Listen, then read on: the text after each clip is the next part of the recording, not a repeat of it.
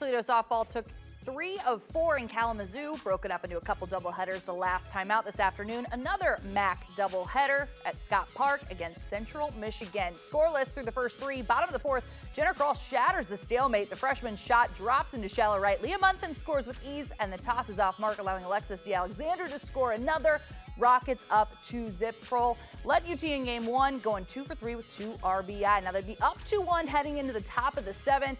Chips plate 4 in their final at-bat. Rockets fall 5-2 in game 1. Aaron Hutt gets the L despite retiring 8 on the day.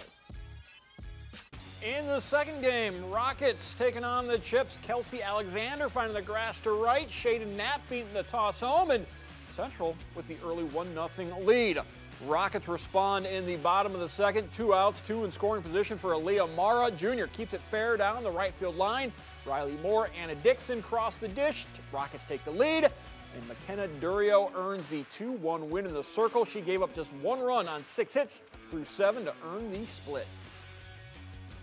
Honestly, just knowing my defense had my back, there were a couple of hard hits that the other team had, and we either made the play or we made the next one. So I was really confident being ahead by just 1 run because I knew my defense was going to pick me up. I'm feeling very confident. We're looking pretty good. We're getting put together. It feels great.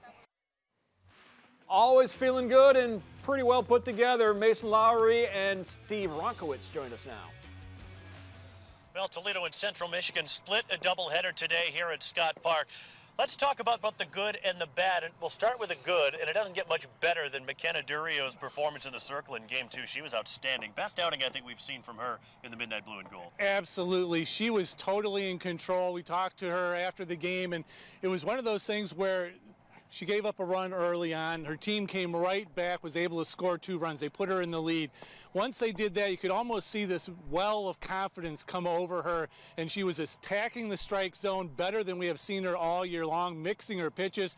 I tell you what, she really made a case, Mason, for being that number 2 pitcher on this staff going forward.